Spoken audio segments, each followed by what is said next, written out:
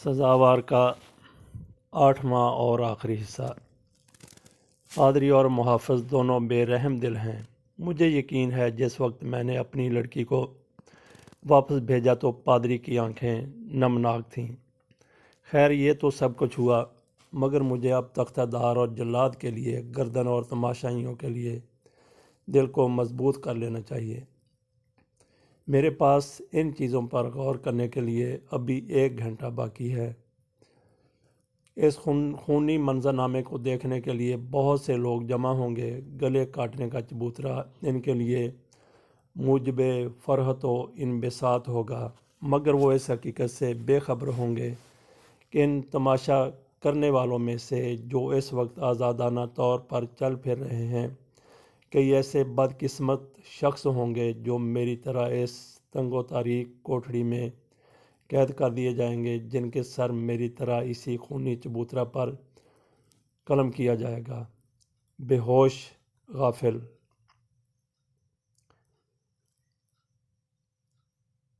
ننھی میری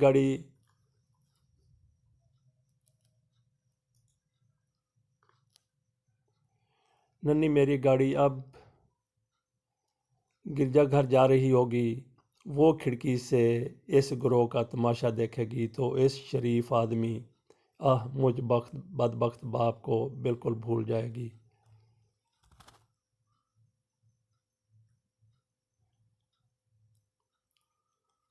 یہ قیدی کہہ رہا ہے کہ ننھی میری اب گاڑی میں گرجا گھر جا رہی ہوگی۔ وہ کھڑکی سے اس گروہ کا تماشا دیکھے گی تو اس شریف آدمی مجھ بدبخت باپ کو بالکل بھول جائے گی۔ اگر مجھے وقت ملا تو میں اس کے لیے ضرور کچھ نہ کچھ قلم بند کروں گا۔ شاید وہ تحریر آج نہیں، سال بعد اس کو خون کے آنسو رلائے۔ جب وہ میری سوانح حیات پڑھے گی تو خود بخود سمجھ لے گی کہ اس کے حقارت سے دیکھے جانے والے کا سبب کیا ہے۔ بھولی لڑکی، کاش وہ اپنے والد کی گود میں کچھ دیر اور کھیلتی۔ ہوٹل دی ویل کا ایک کمرہ۔ ہوٹل دی ویل، میں یہاں ہوں۔ پرز مصائب سفر ختم ہو چکا ہے۔ قتل گاہ میرے سامنے ہے۔ کھڑکی کے نیچے تماشائیوں کا انبوہ کھڑا ہے جو میری صورت دیکھنے کا بے حد منتظر ہے۔ جب میں نے تختہ دار کو دیکھا تو میرے اوزان خطا ہو گئے۔ میں آخری گفتگو کرنی چاہی۔ انہوں نے اس مطلب کے لیے ایک وکیل کو بلا بھیجا، اس کا منتظر ہوں۔ 3 بجے انہوں نے مجھے اطلاع دی کہ وقت قریب ہے۔ میں کانپ اٹھا۔ مجھ پر غیر متوقع تاثرات نے قبضہ جما رکھا تھا۔ وہ مجھے ایک اور کمرے میں لے گئے جو کہ بہت تنگ تھا۔ سورج کی روشنی وہاں تک بمشکل پہنچ سکتی تھی۔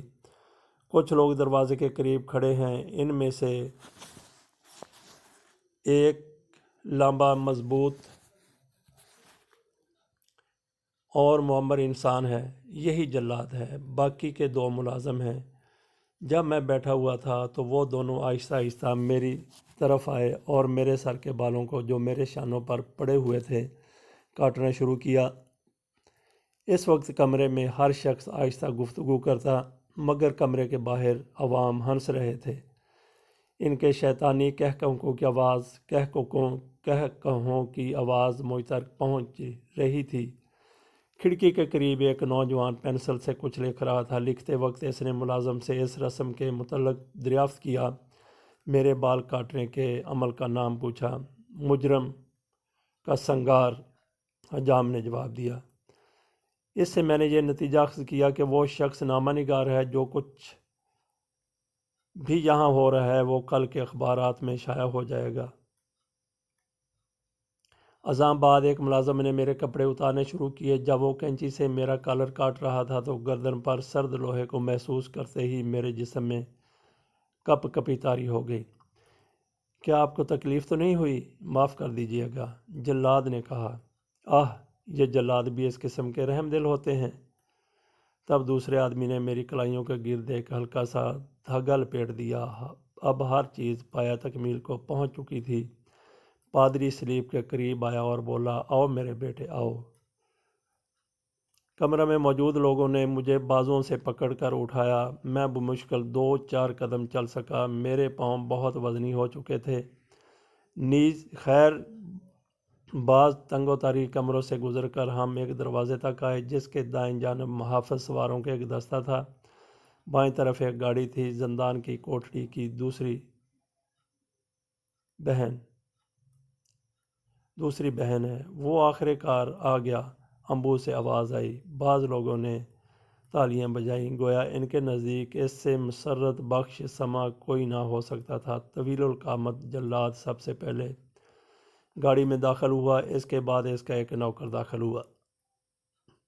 اب میری باری تھی۔ میں دل کو قوی کرتے ہوئے گاڑی پر سوار ہوا۔ اس کے ہوش و حواس قائم ہیں؟ ایک خاتون گروہ میں سے بولی۔ میں نے اپنے گرد و پیش نظر دوڑائی۔ آگے محاف، پیچھے محاف، امبو بازار میں انسانی سروں کا سمندر۔ گاڑی چلتے ہی تمام جلوس نے بھی حرکت شروع کر دی۔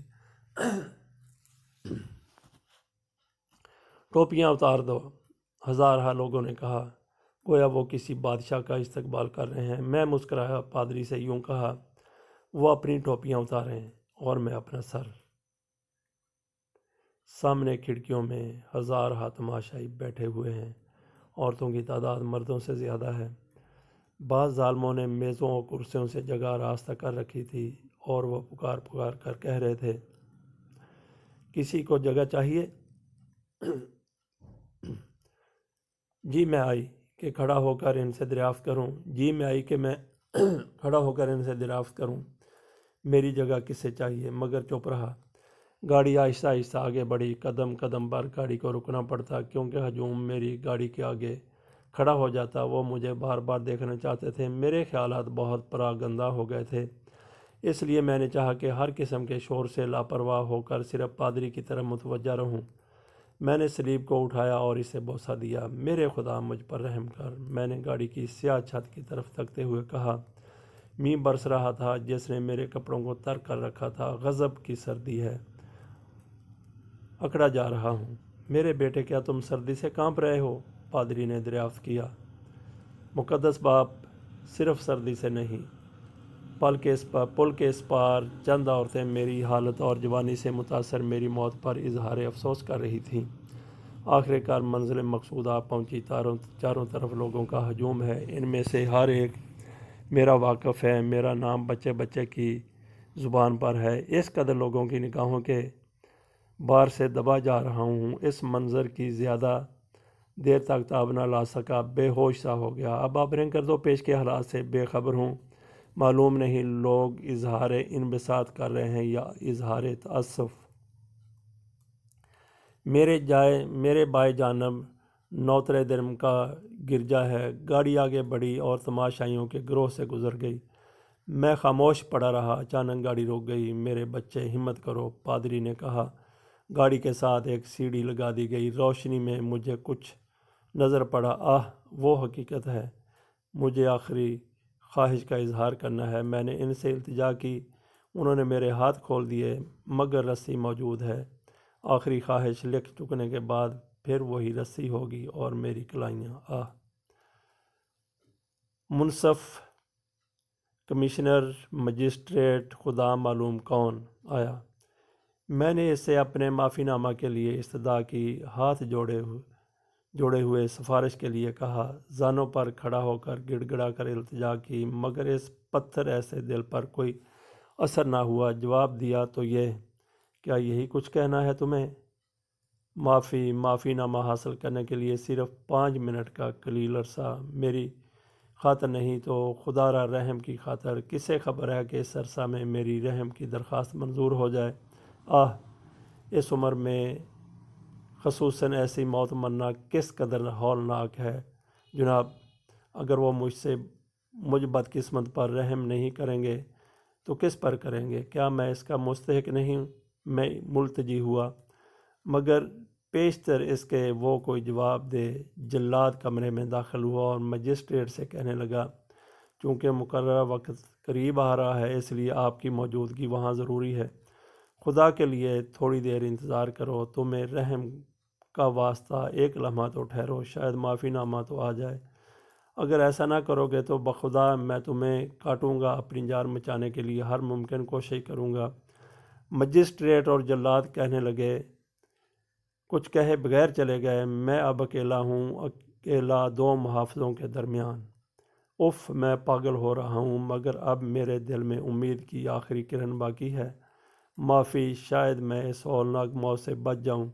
ناممکن، وہ میری درخواست رحم کو رد کر دیں گے۔ ظالم سفاک، کوئی میرے کمرے کی طرف آ رہا ہے، میرے اللہ! جلاد، بس خاتمہ، 4 کا وقت ہے، خاتمہ اور خاتمہ۔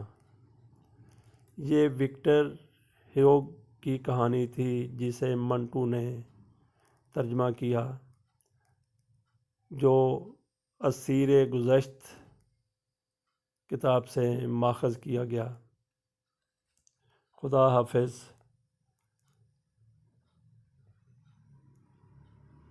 اگر آپ کو یہ کہانی پسند آئی ہے تو لائک کر دیجئے۔ اس کی 8 قسطیں تھیں، اگر آپ کو پسند نہیں آئی تو ڈس لائک کر دیجئے۔